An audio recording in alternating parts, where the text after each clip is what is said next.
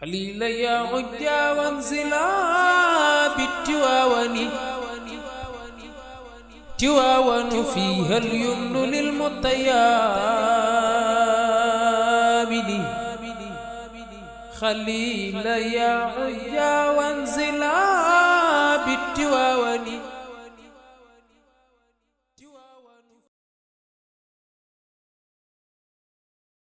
ويوي سي بامبيلور di si njukkal bay Cerno Jibi gor sa mbër ma dem natte bismillah maa ngi tàmbali billaay ñun sunu way di si njukkal bay Cerno Jibi ba gor sa mbër ma bayo Amadou Ba mu ngi juddoo sa biir Fuuta bayo Amadou Ba mu ngi juddoo sa biir Fuuta sunu góor gi ba mu ngi juddu sa biir Fuuta bayo Amadou Ba mu ngi juddu sa biir Fuuta waaye sunu góor gi ba mu ngi juddu sa biir Fuuta aca way ñu Bambilor sañu tëfi goro sa mbër ma dem natte e ku sopp bay Cerno Jibi billaay waaye sunu way we di si njukkal bay Cerno Jibi ba goro sa mbër ma bayo Amadou Ba mu ngi juddu sa biir Fuuta bayo Cerno Malik mu ngi juddu sa biir Fuuta bayo Usmaan Ba mu ngi juddu sa biir Fuuta bayo Cerno Malik mu ngi juddu sa biir Fuuta aca way ñu Bambilor sañu tëfi gor sa mbër mi dem natte billaay ay sunu way di si njukkal bay Cerno Jibi ba gor sa mbër ba Cerno Jibi ba nit Yàlla yi xamoon nan ko bayo Amadou Ba nit Yàlla yi xamoon nan ko sunu góor gi ba nit Yàlla yi xamoon nan ko bayo Amadou Ba nit Yàlla yi xamoon nan ko bayo Cerno Malik nit Yàlla yi xamoon nan ko bayo Amadou Ba nit Yàlla yi xamoon nan ko sunu góor gi ba nit Yàlla yi xamoon nan ko bayo Amadou Ba nit Yàlla yi xamoon nan ko bayo Xalifa bi nit Yàlla yi xamoon nan ko sunu góor gi ba nit Yàlla yi xamoon nan ko loxo si Cerno Jibi sunu góor gi ba nit Yàlla yi xamoon nan ko Cerno Jibi ba nit Yàlla yi xamoon nan ko waaye sunu góor gi ba nit Yàlla yi xamoon nan ko aca waaye alxuraan ak sunna si yoon moom la sampe biir këram billaay loxo si Cerno Jibi waaye sunu njukkal bay Cerno Jibi ba Cerno Jibi ba nit Yàlla yi xamoon nan ko sunu góor gi ba nit Yàlla yi xamoon nan ko waaye sunu góor gi ba nit Yàlla yi xamoon nan ko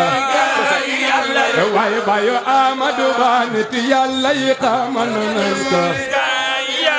waaye bayo Cerno Malik nit Yàlla yi xamoon nan ko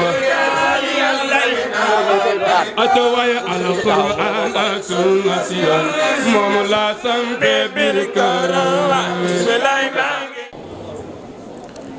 بسم الله الرحمن الرحيم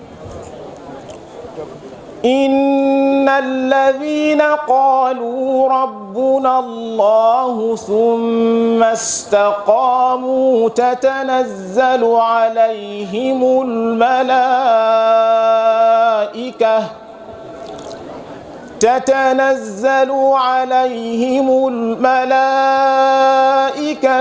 ألا تخافوا ولا تحزنوا وأبشروا بالجنة التي كنتم توعدون نحن أولياؤكم في الحياة الدنيا وفي الآخرة ولكم فيها ما تشتهي أنفسكم ولكم فيها ما تدعون نزلا من غفور رحيم ومن أحسن قولا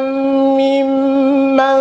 دعا إلى الله وعمل صالحا وقال إنني من المسلمين صدق الله العظيم. يتشرف نيابة عن إخوته ومريدي والده أن يرحب بكم في هذه البقعة المباركة وأن يتوجه إليكم بالشكر الجزيل على حسن تلبيتكم للدعوة على الرغم من أجندتكم المشغولة، وهذا دليل واضح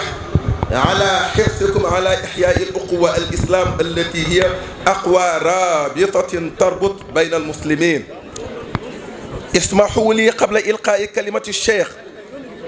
أن أشكر كل من ساهم في نجاح هذه الزيارة إلى جميع ممثلي الطرق الصوفية والجماعات الإسلامية. تشكراتي الحارة وتقديراتي السامية إلى الشيخ الحبيب خليفة الأسرة العمرية تيرنو محمد بشير تال لكل ما يبذله من جهد في مساندة الأسرة وخدمة الإسلام في كل المناسبات الدينية والاجتماعية، وإلى جميع خلفاء الأسرة الدينية السنغالية، وأخص بذكر الخليفة العام للطريقة التيجانية الشيخ تيجان سي المكتوم، والخليفة العام للطريقة المريدية الشيخ سيدي مختار مبكي، والخليفة العام للطريقة اللاهينية الحاج عبد الله تشو، أطال الله بقاءهم وأمدهم بالصحة والعافية. وأوجه كلمات الشكر إلى أصحاب السعادة أعضاء السلك الدبلوماسي برئاسة سفير دولة المغرب الشقيقة عميد السفراء الدول العربية المعتمدين في السنغال. أعان الله على هذه المهمة النبيلة. إخوة الإيمان، ليس بقاف على أحد بأننا نعيش ظروفا دقيقة جعلت البشرية حائرة في أمرها. يقتل الأبرياء بغير ذنب، انتاب القلق جميع النفوس، لم تعد الأرض آمنة، حتى المساجد لم تسلم من مزارع الفتن والرعب. اتهم الغرب الإسلام جهلا وظلما فحمله مسؤولية الوضع الراهن، والإسلام بريء من ذلك براءة الذئب من دم يوسف. فالشيخ بعد دراسة هذه الحالة المنكوبة دراسة متفحصة روى بأن من أهم أسباب هذا الوضع البعد عن التعاليم المحمدية والقيم التي زرعها المصطفى صلى الله عليه وسلم في نفوس المسلمين الأوائل حتى صاروا أنجما للزمن.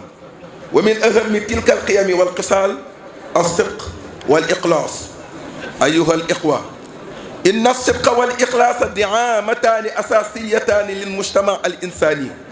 فقد حذر المصطفى عليه السلام من البعد عنهما قبيل رحيلي فهما الفرق بين النفاق والإيمان وحد الامتياز بين الفوز والخسران وبهما ينال العبد مرضاة رب العالمين وهما أخوان لا يفترقان لأن صحة الإخلاص تستلزم وجود الصدق والصدق يقتضي الإخلاص. يقول الإمام الغزالي في إحيائه فالعمل بغير نية عناء والنية بغير إخلاص رياء وهو للنفاق كفى ومع العصيان صواب والإخلاص من غير صدق هبى. قال تعالى وقدمنا إلى ما عملوا من عمل فجعلناه هباء منصورا. إن الصدق والإخلاص عملتان نادرتان في زماننا فقد ساد الغش والرشوة والرياء والخيانة أعمالنا ومعاملاتنا وأصبحنا بذلك في مؤخرة ركب التقدم وآن الأوان أن نعلم أن آخر هذه الأمة لا يصلح إلا بما صلح به أولها. وقد أورد أبو يعلى في طبقات الحنابلة أن الإمام أحمد سئل عن الصدق والإخلاص فقال بهما ارتفع القول ولكي تؤتي أكلها لا بد أن يظهر في جميع العلاقات على مستوى العائلة بين الزوجين وبينهما وبين الأولاد وعلى مستوى المجتمع بيت الشيخ ومريديه وبين أصحاب العمل والعاملين وبين الرئيس والشعب. إذا بنيت تلك العلاقات على الصدق والإخلاص بعيدة من النفاق والمغريات المادية سنعيش عالما يسوده الوئام والإطمئنان عالما لا مكان فيه للإرهاب والخيانة والغدر والغش والتنافس الغير الشريف. قال تعالى ولو آمن أهل القرى واتقوا لفتحنا عليهم بركات من السماء. لعلكم تتفقون معي على أن حقيقة الصدق والإخلاص لا تتحقق إلا بالإيمان والتقوى وعليه يدعو الشيخ أولياء الأولاد والسلطات والشيوخ إلى مضاعفة جهودهم لأجل إنشاء مجتمع العلاقات العامة فيه مبنية على الصدق والإخلاص مجتمع يحكم المرء فيه ضميره قبل الاحتكام لدى القاضي وبذلك نتخلص من القلق المزمن الذي يغش طيب عيشنا فلم يعد في الأرض مكان آمن أستودعكم الله آمنا من الله تعالى أن يعيد علينا هذه المناسبة الطيبة باليمن والبركة والسلام عليكم ورحمة الله وبركاته. Le thème de la Ziara 2016 de Bambilor, c'est l'honnêteté et la sincérité comme solution aux problèmes actuels du monde. Comme vous le savez, la Ziara de Bambilor a pris une dimension nationale et internationale. Cheikh Tidiane Ahmed Ben Djibril Ba, bien connu sous le nom de Thierno Amadou Ba, a l'honneur à son nom et au nom de sa famille, notamment ses frères, ses disciples,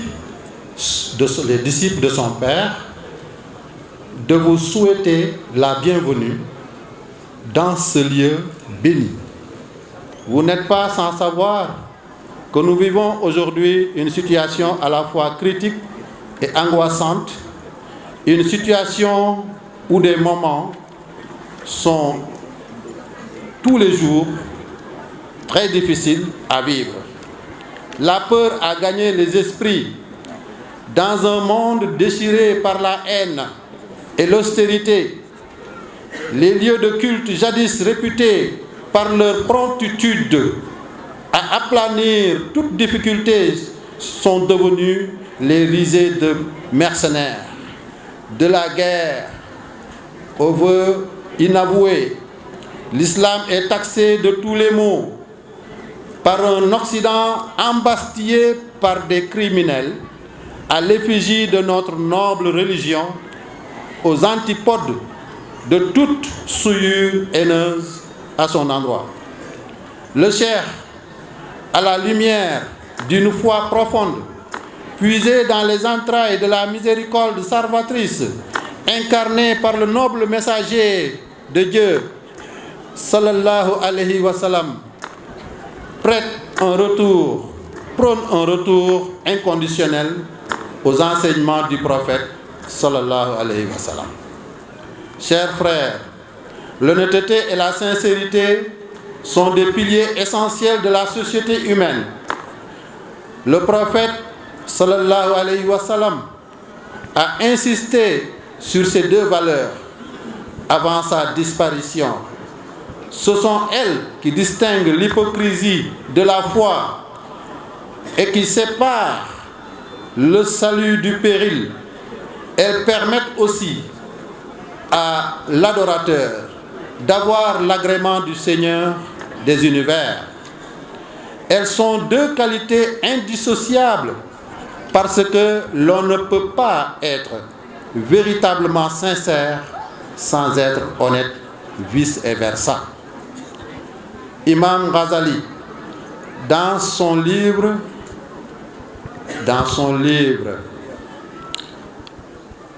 La révification des sciences de la religion, dit: œuvrer sans l'intention est inopportun, et avoir l'intention sans la sincérité est synonyme d'hypocrisie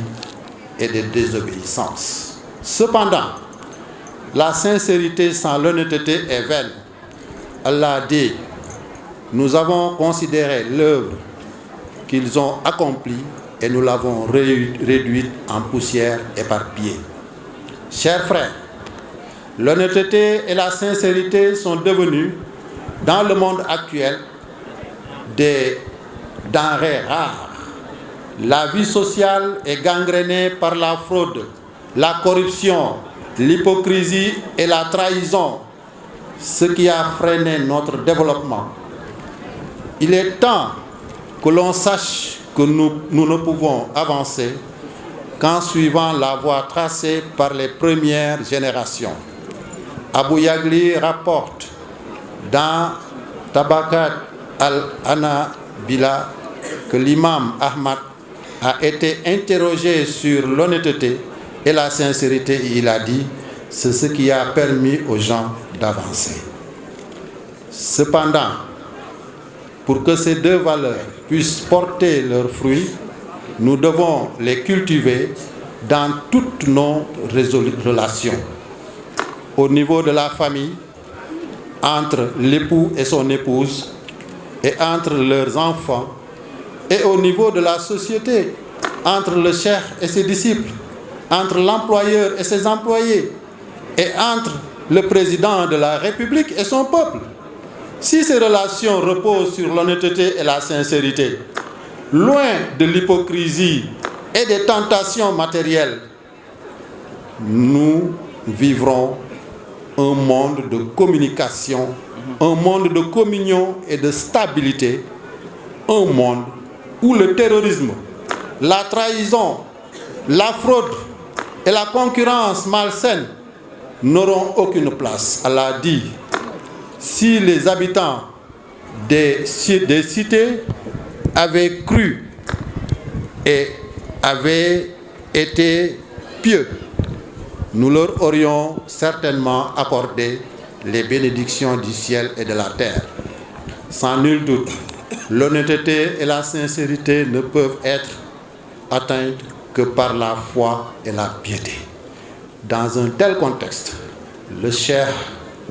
Ahmad Tidiane Ba appelle les parents, les autorités et les chefs religieux à conjuguer leurs efforts afin de créer une communauté modèle où les relations sociales seront basées sur l'honnêteté et la sincérité. Une communauté où la conscience sera le premier juge. C'est ce qui peut nous permettre de nous débarrasser de l'angoisse permanente qui a perturbé la sécurité et la stabilité du monde. En ces mots, je termine en demandant à Allah de nous permettre de fêter en sérénité cette ziara encore des années. Que la paix et la bénédiction d'Allah soient sur vous. Je vous remercie. Alhamdulillahi Rabbil Alamin. الحمد لله القائل في محكم تنزيله يا أيها الذين آمنوا استجيبوا لله ولرسوله إذا دعاكم لما يحييكم والصلاة والسلام على أشرف المرسلين سيدنا محمد بن عبد الله وعلى آله وصحبه وسلم.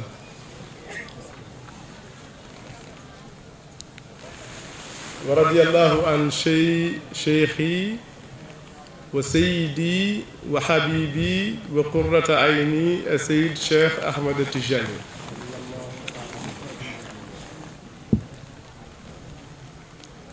وعن خليفته الأكبر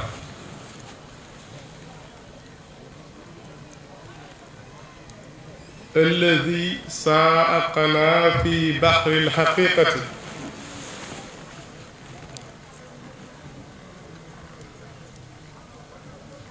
حتى وصلنا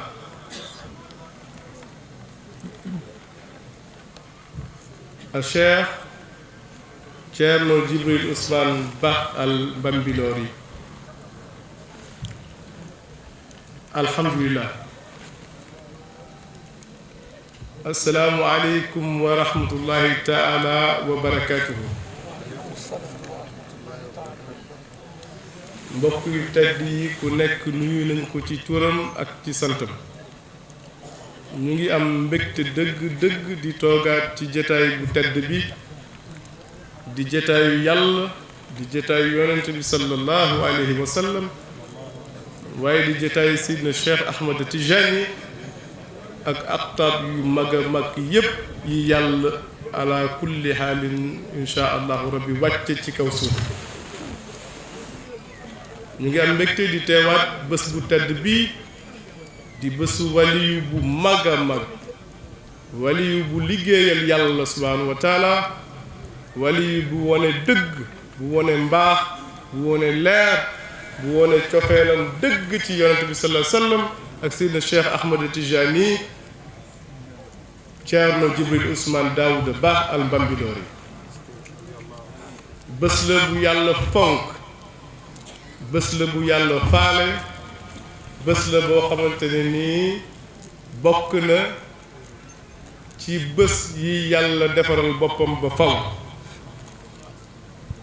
moo tax bés bu nekk bés bi yegg si mbégte dëgg lañuy am ci teeru sunuy gan te nekkuñu dara lu dul ganu yàlla subhanahu wa taala waaye ganu yonent bi sallallahu alayhi wa sallam waaye di ganu seydina Cheikh Ahmad Tijani. kon ci biir loolu ci sunu kàddu ñun ci ndigalu xalifaam bu tedd bii di Ceerno Ahmad Ceerno Jibril Ousmane Daouda Ba ñu ngi am mbégte dëgg di dalal gan ñi fu ñu mënti ñu jóge ci gox yu fasantikoo ci àdduna bi di leen wax marhaban bikum ahlan wa sahlan di leen wax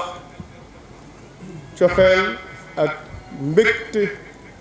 bi xalif bi am waaye bi njaboot Ceerno Jibril yépp am waaye bi taalibe yi am ci teeru leen ci dëkkam moom bu tedd bi. ala kulli xaalin teral gan kooku ponk bu rëy la ci lislaam. nit mën na ci jaare defaru ba faw ndax yonent bi sallallahu alayhi wa sallam wax na ko ne bu fekkee ne dëgg gëm ngeen yàlla dëgg gëm ngeen bés penc day leen nekk ay way teralkatu ay gan.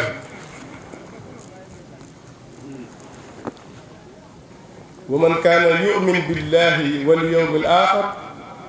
fal yukrim dayfa. kon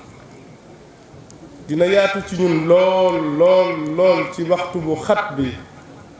ñu gërëm bu baax a baax ñi nga xamante ni jàppale nañ ñu ci teral sunu gan yu tedd yi. waxtu bi xat na waaye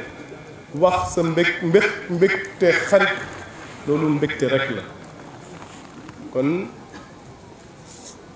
ñu ngi gërëm ci turu xalifa bi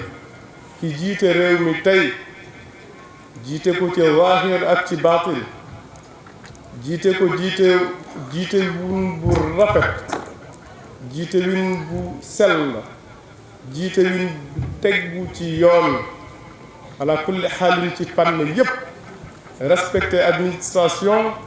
waaye respecté tamit këru diine yi nga xamante ne ñun loolu mooy sunu xol. ñu ngi koy beral cant bu baax a baax a baax le président Macky Sall moom wàññiwul dafa yokk ndax li mu def ci këru diine yi kenn ci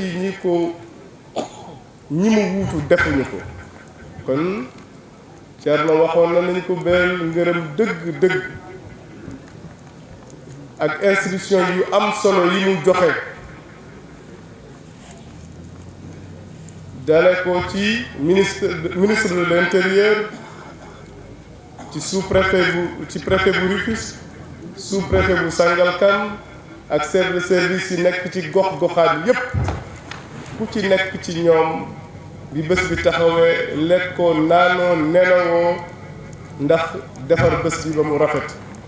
yàlla na yàlla fay leen bi jaahi nabi Moustapha. di beral cant ak ngërëm ministre yu tedd yi fi teew te ki ci jiitu di ministre Omar Gueye ministre de la pêche ala kulli xaalin dinañ ma jéggal ci protocole bi naka lay demee waaye comme moo ñu gën a jege te suñu gox bi la dëkk ma njëkk ko tudd rek ala kulli xaalin xam naa dinañ ma ko jéggal macha allah. ñu teg ci suñu xarit suñu wóllëre Augustin Tine ñu teg ci suñu xarit suñu wóllëre Mouhamadul Habib Sy Mouhamadul Mansour Sy teg ci suñu xarit suñu wóllëre Abdoul Aziz Diop ala kulli xaalin. Seydina Omar xam naa xalifa bi dina ci dellu si waat waaye boo demee ci président ne ko njabootu Thierno Djibril yépp kontaan nañu ñëpp kontaan nañu ndax yëg na kër gi yëg na njaboot gi yëg na taalibe yi saafonte na ak njaboot gi saafonte na ak taalibe yi saafonte boo xamante ne ni amul dayo guddi ak bëccëg suba ak ngoon. nit nag bu la yëgee di kilifa boo woowee say mbokk mu taxaw ci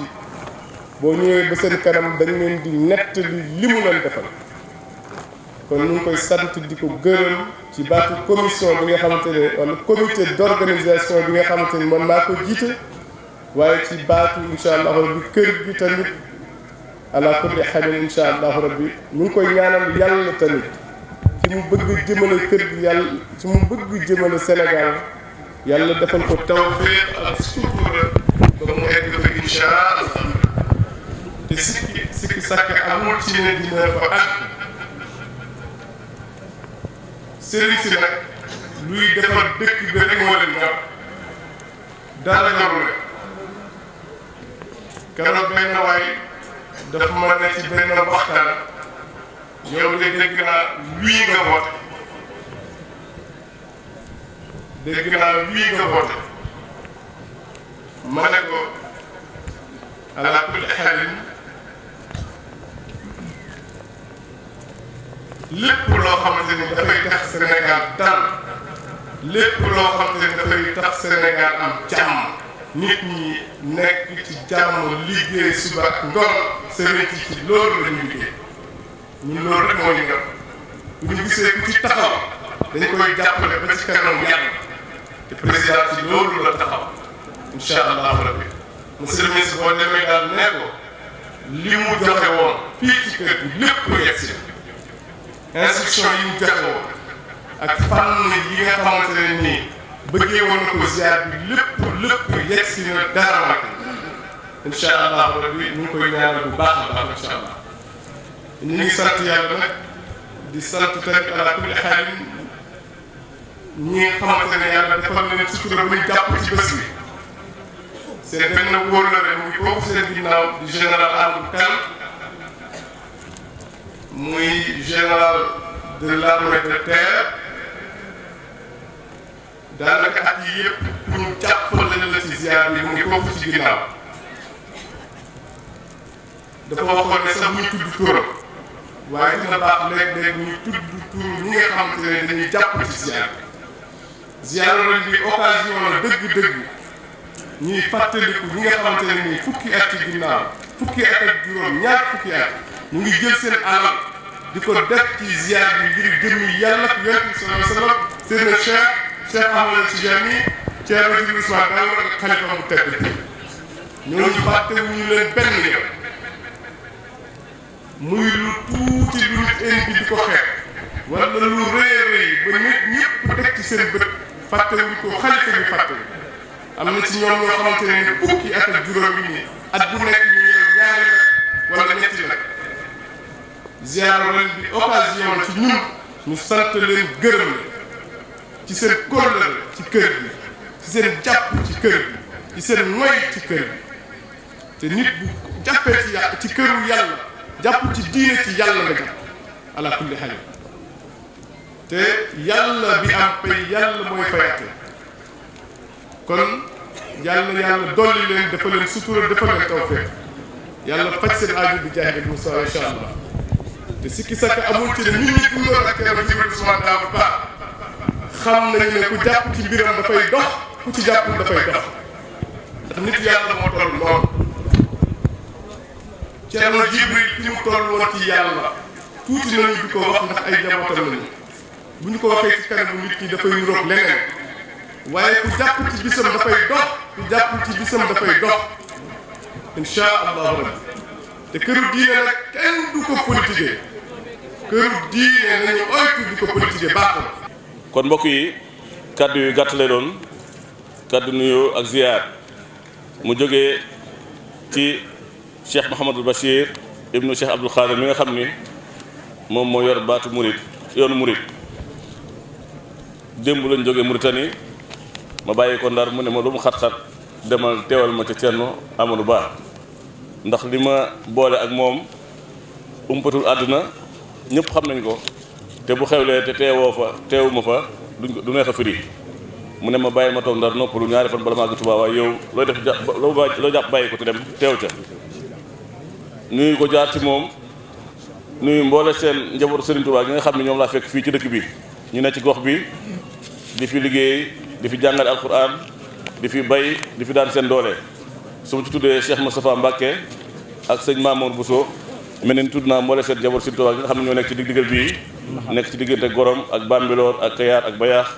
ak gox goxaan bi yëpp sëñ Bass ni moom boo àggee boo leen fa fekkee nga jox leen seen wàccuwaay ndax boo fa nekkul ñoo ñu fay nekkal kon ñoom ñëpp ñu ngi leen di nuyu di leen ziar di jaar ci ñoom di nuyu moo leen seen taalibe Serigne Touba yi nga xam ne ñoo ne ci gox bi di nuyu kenn ci Cheikh Mouhamadou Bachir ku sori ci moom di genn wàllam di soppeem di léppam di Cheikh Ahmad Sy ñëpp xam ko ci digganteem ak kër dina yëpp waaye rawatina digganteem ak Touba muy xatu sëñ Bass di soppeem di ko sëñ Bass jox cër lool te ma xam ci lu bëree bëree bëri nuyu it sëñ Mansour Mbaye mi nga xam ne moom it ñëpp xam nañ ni kenn ci Cheikh Mouhamadou Bachir màggalu sëñ Abdou Khadir li muy xat-xat bu agsee rek lu sëñ Bass doon def da koy bàyyi ngir jox ko wàccuwaayam jox ko palaasam ci bis ba xamal ko ni bis la lépp yaa ko moom nuyu sama mag sama xarit Cheikh Ahmed Khalifa Niass mi nga xam ni bëkki démb ci guddi rek maa ngi jokkoo ak moom ca gànnaar muy waajal bis bu rëy ca Dakar di ziar général bi nga xam ne ñu koy waaj a def te Cheikh Mouhamadou Bachir am ci taxawaay yu am solo yoo xam ne am na yéene def ko ci ren insha allahu taala moom it di kenn ci ñun di kenn ci Cheikh Mouhamadou Bachir léegi bi may ñëw la ma Cheikh Abdoul Ahad Mbacké Cheikh Bara Lahad woo ni ma damaa naroon a dem Bambilor ndax Sëñ Sidi Maxtaar daf ma waxoon ma dem Tiwaawoon dem Jurbel ca si waa kër Cerno Kanji su ma fa jógee ñëw Bambilor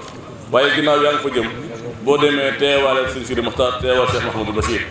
kon Cerno maa ngi lay jottali nuyoo Sëñ Sidi Maxtaar Mbacké ak ziyaaram ak ñaanam ci bis bii Cheikh Abdou Lahad wax na ne sax bu jógee Tiwaawoon mu guddi guddi na fi agsi waaye waxoon na bu ma jëlee kaddu gi naa leeral loolu di nuyu suñu mbokk ambassadeurs yi nga xam ni at mu jot ñu ñëw wéttali Cerno ci jotaay bii wéttali ko ci lu baax li muy woote wéttali ko ci lu baax li muy yëkkati wéttali ko ci jàmm ji muy woote ci Sénégal di ko woote ci àdduna wéttali ko ci bennoo gi muy woote ngir julli di bennoo te moytu ŋaayoo ak xëccoo ak duggal ci lislaam loo xam ne bokk ci lislaam kon nag ñooñu ñu ngi leen di nuyu bu baax a baax ma beral ci nuyoo ambassadeur Palestine bi nga xam ni kenn na ci Touba di kenn ci Cheikh Mouhamadou Bassir waaye di kenn ci khalife général des mourides nuyu sama soppe bii di sama xarit di kenn ci man di Cheikh Idrissa Gueye mi nga xam ne guddi gi incha allah moo ko nar a gàmm sànq ci tisbaar la ma tàmbalee soññi ni ma mbaa da nga dem ci gàmm nga ma ne ko maa ngi ndar mais dinaa fexe rek su ma defee yëfi Gueye ba pare départ incha allah moom ñu ngi koy nuyu di ko jox wàcc waayam nuyu délégation bi nga xam ni ñoom ñoo fi ñëw teewal fii son excellence le président de la république du Sénégal ñu laaj ne ci le ministre Omar Gueye ak suñu dëkkandoo bi docteur Augustin Tine ñu bokk dëkk Thiès ak le ministre Mansour Sy ak le ministre Abdou Aziz Diop ak mboole seen autorités yi nga xam ni ñëw nañ fi ànd ak ñoom kon Thierno du ma guddal li ma waxoon daaw lay waxaat ren Cheikh Mouhamadou Bassir nee na foo teew mën nga koo teewal foo waxee mën nga ko waxaaleel fooy defee mën nga ko defaaleel ndax yéen a bokk lu ngeen bëgg yéen a bokk lu ngeen di dox yéen a bokk jubluwaay yéen a bokk taxawaay sëñ Bassir nee na mi ngi rafetlu liggéey bi nga xam ne yaa ngi ko liggéey ci Sénégal di ko liggéey ci Amérique di ko liggéey ci France di ko liggéey ci Espagne di ko liggéey fu ne ci àddina bi te lépp génnul tasawuf lépp génnul jàngale lépp génnul taxawu askan wi kon sëñ Bassir nee na mi ngi lay ñaanal yàlla jàppale la yàlla sàmm la yàlla taxawu la bu mission bu noble bu tedd bi nga xam ni jël nga ko doon na ko ci sa waajur yu tedd ya yàlla jàppale ci ba fi ñu ko bëgg a àggale yëpp yàlla àggale ci jaay Seydina Muhammad alayhi salaatu wasalaam di nuyu sarak ju baax di Thierno Hadji Malick moom it di ko lay jàppale jiite comité d'organisation bi mais ñëpp ràññee taxawaayam ak jàppaleem ci sa wet wasalaamaaleykum wa rahmatullahi taala wa barakatuhu wa barakaatu may nuyu roox bu kawe bi nga xam ne moom moo fi jógee dem ca barab yu kawe fi samawaatil ula bàyyi fii jëm yu tedd yu baax yu jàng yu julli yu woor ak mooru koor di ko jàngal di nuyu mbooleem mbokk yi fi teew ñu jóge fu jege ak ñu jóge fu sori di nuyu ñi nga xam ne ñoo fi représenté première institution de la République te mooy le chef de l'État di mbokk di xarit di jege ñaale di goro di jarbaat démb nag tey door a ñëw dama ne woon rek naa nuyoo jox kilifa yooyu ak ñeneen ñi ñu jox waaye su fekkee ne loolu du wàññi dara walla mu gàll gooseloo li ñuy def ma def benn taarif bu ndaw ci ngëneelu tariqa tijaan bi ñu bokk ak turuq yi mu fi nekkal tam nekk loo xam ne dafay sowe di jox nit loo xam ne julleeg woor mënu ko jox rekk danga kay julleeg woor dana joxe waaye nag daairatul fadli moom la yàlla wax ci alquran dalika fadlullahi yu'tihi man yasha wallahu dul fadli alazim wa hadihi tariqatu juz'un min fadli aradtu بالتعريف عن الطريقة التيجانية التي لا تحتاج إلى تعريف ومثلها مثل الطرق الأخرى فالطريقة التيجانية شكلا متفرعة من الخلوتية التي هي جزء من الطريقة القادرية وهي أم الطرق ووظيفة الطريقة التيجانية هي الائتمار بأمر رباني يتم دائما التقاعس فيه ألا وهو الأمر الرباني المكمل لقوله تعالى إن الله وملائكته يصلون على النبي يا أيها الذين آمنوا صلوا عليه فلما قال صلوا عليه كانت هذه الصلاة أمرا إلهيا مثلها مثل الصلاة التعبدية، لكن الله سبحانه وتعالى لا يصلي صلاة تعبدية لنفسه، لكنه يصلي على نبيه ورسوله. فكانت هنالك إشارة قوية، والطريقة مذكورة في القرآن، وقد يكون معناها مرادف لكلمة الدين حيث ذكرت في سورة الكهف بقوله ويذهبا بطريقتكم المثلى، فأرادت الطريقة التجانية بامتثالها للمثل الإلهية، أي للأوامر الإلهية التي أمر بها البشر والجن والملائكة والناس أجمعين، بل أمر بها الورق والشجر، أمر بها الماء والبحر، أمر بها كل مخلوق من مخلوقات الله سبحانه وتعالى. بل قال وإن كل يسبح بحمده ولكن لا تعرفون تسبيحهم، وتسبيحهم هو الصلاة على النبي صلى الله تعالى عليه وسلم، وهو سر الكون ومسيره، وهو مسير الكواكب، ومنه شمسة الشموس طلعت وغربت، ومنه انتشرت النجوم وقامت السماء بغير عمد ترونها. وطريقة التجانية هي تقتصر في 4 كلها ائتمار بأمره سبحانه وتعالى، وهو أولها الاستغفار، استغفروا ربكم إنه كان غفارا، استغفروا ربكم ثم توبوا إليه يرسل السماء عليكم مدرارا. هذا أمر إلهي لا يسمع لا يكذبه بشر. ثم ماذا؟ ثم ذكر الله، ألا بذكر الله تطمئن القلوب، اذكروا ربكم، ويقول تعالى والذاكرين كثيرا والذاكرات، وهذا أمر إلهي لا يكذبه بشر. ثم أتينا إلى بيت القصيد ومنه ابتدأنا. وهذا اختصار لكون المكفرين اليوم يقولون أن ما نفعله في المساجد أنه بدعة. هل نحن نصلي كما كان يصلي رسول الله؟ الجواب لا. الرسول كان يصلي بنعله، وكان يضع أحفاده على ظهره، وكان يتكلم عند قيامه من الركوع، ويخبر بأمور وقعت مثل دابة ضلت أو قافلة أو مريض أو أمر وقع في مكان ما. فهل نحن نصلي كما كان يصلي صلى الله عليه وسلم؟ هل نتيمم كما كان يتيمم الصحابة؟ لا، كانوا يتمرغون في الأرض. إذا كان هذا فديننا كله بدعة، ولا بدعة في هذه الأرض مع هؤلاء الأخيار. baal leen ma ndax bu ma ko toppee mam, je voulais simplement signifier dans un langage bref, clair et net le bénéfice dont chacun peut bénéficier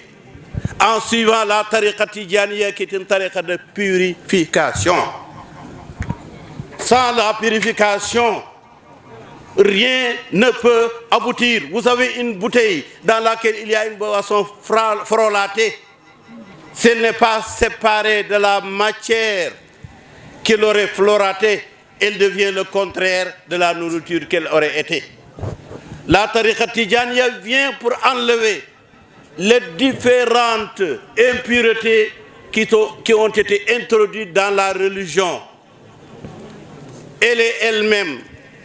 elle-même une ramification de la khalwatiya, mais originellement elle est une branche de la tariqa qadiriya, qui est la mère de toutes les tariqas. La tariqa tijaniya, comme les autres tariqas, y compris la mouridiya ou les mouridiya, guide l'homme vers Dieu, car les prières, seules les prières surrogatoires donnent des dividendes supplémentaires à celui qui n'aura fait que les prières obligatoires. Mais lorsque on s'assoit par terre et qu'on prie sur Dieu, sur le prophète sallallahu alayhi wa sallam, on le fait en ayant pour imam Dieu lui-même, qui est le premier à prier sur son prophète aussi. On le fait en même temps que tous les malaïkas. Et à partir de ce moment-là, c'est le sauvetage de l'homme sur terre et ailleurs ne peut se faire qu'à travers les prières que recommande la tariqa Tidjaniya. Je profite de l'occasion pour ne Omar Gueye, suñu ministre Mansour, sëñ Mansour Sy, suñu goro, suñu xarit, suñu doomi baay,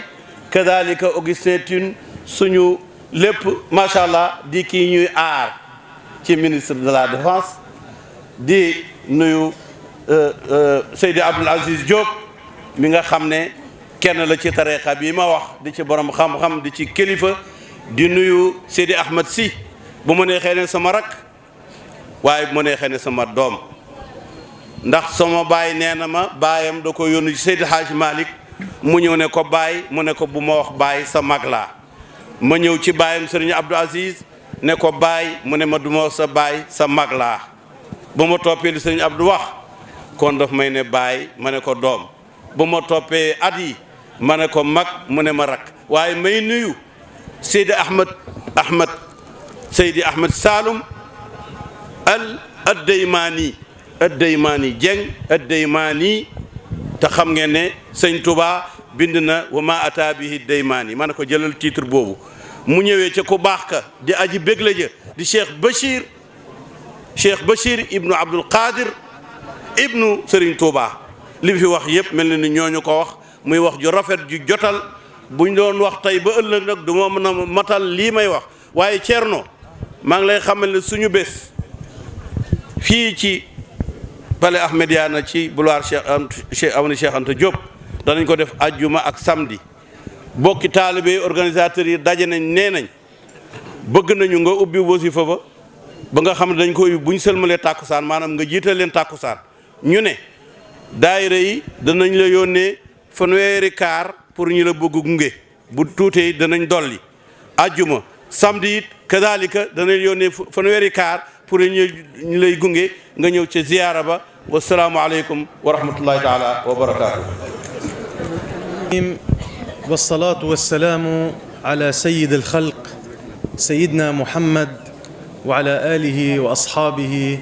ومن سار على نهجه واتبع خطاه إلى يوم الدين. أما بعد، السلام عليكم ورحمة الله وبركاته. سأتكلم بالفرنسية. Donc, je vais parler en français. Tout d'abord, pour exprimer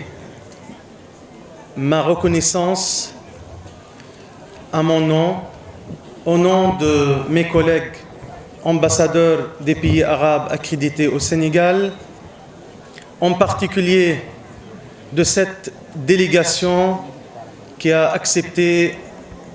d'accompagner nos pas jusqu'à ici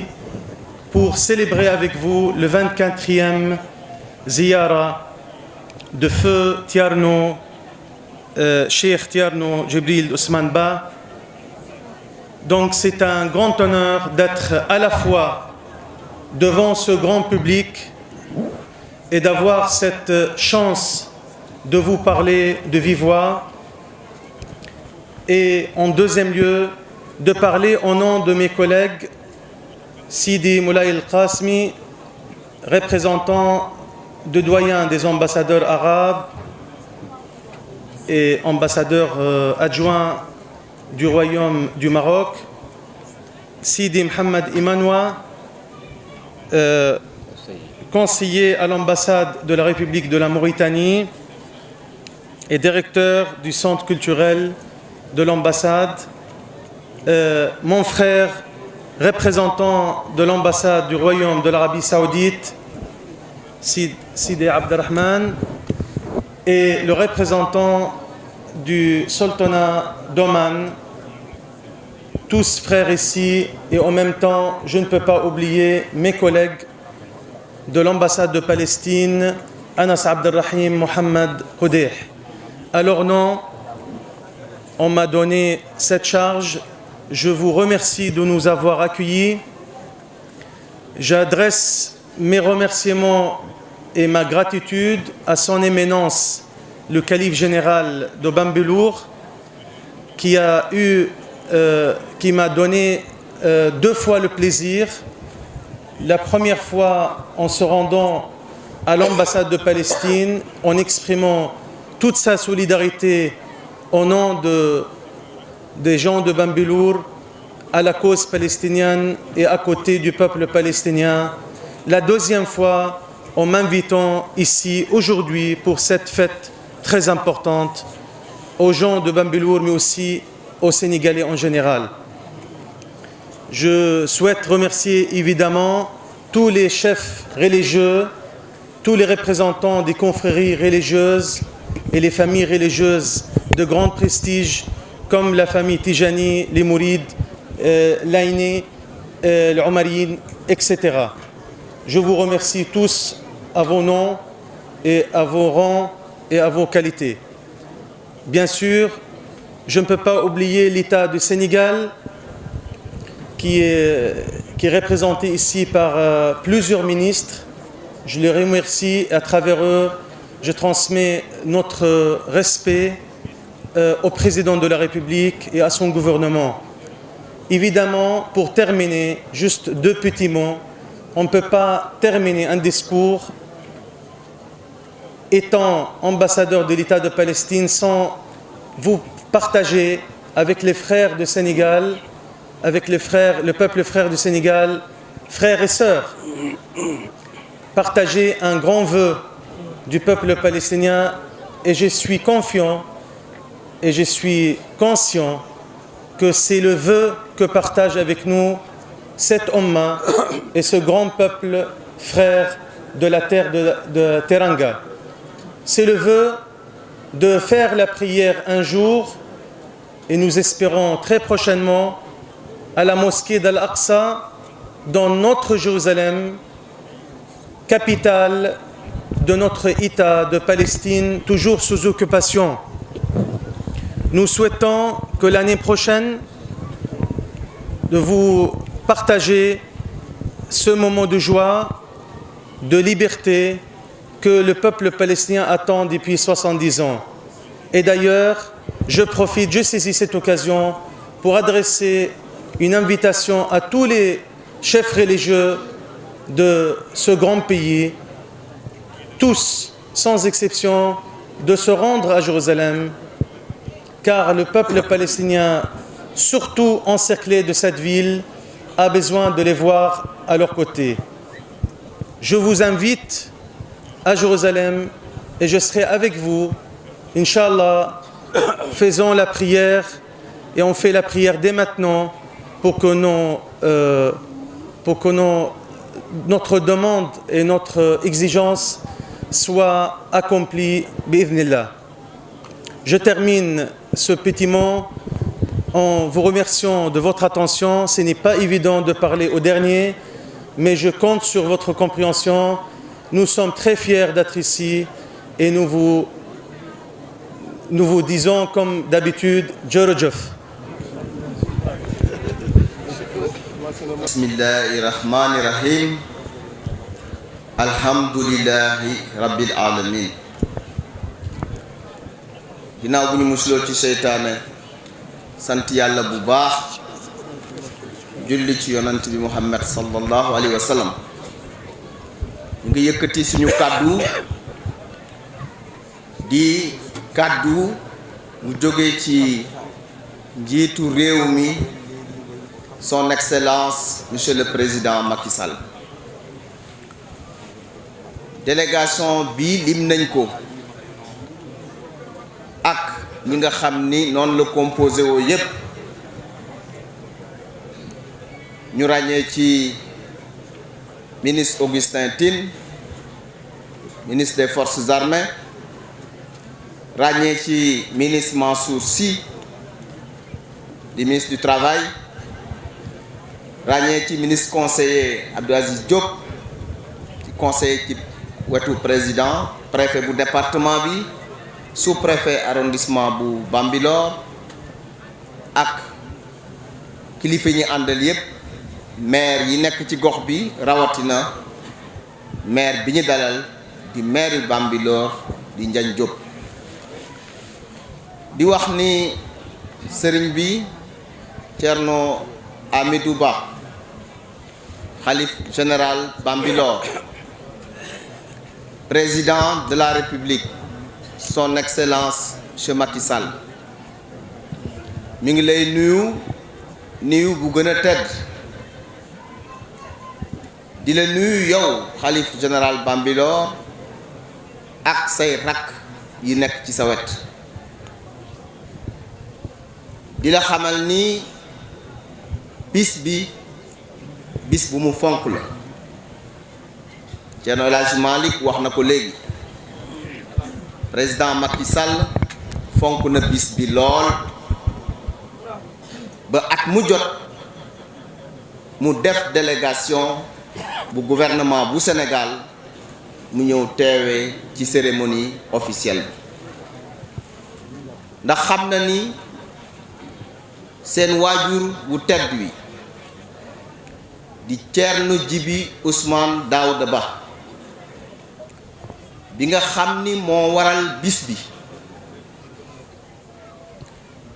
moom de xam na ni kooku ku am mayu suñu borom la te loolu ñun ñi fi nekk ci zone bi dëkk fi xam nañu loolu te dinaa koy faral di wax Thierno Djiby Ousmane Daouda Ba wàlliyu dëgg la kàddu yooyu la ñu woon dinañ ko jottali ko ci turu président de la République lu ci jub lim ñu waxoon pour mu jub la bu dëngee suñu mata bi xëy na moo mel noonu wante lu jub rek dañ ci wutoon ñu ngi gërëm ñëpp ñu ngi sant ñëpp allahumma salli ala sayyidina Muhammad wa sallam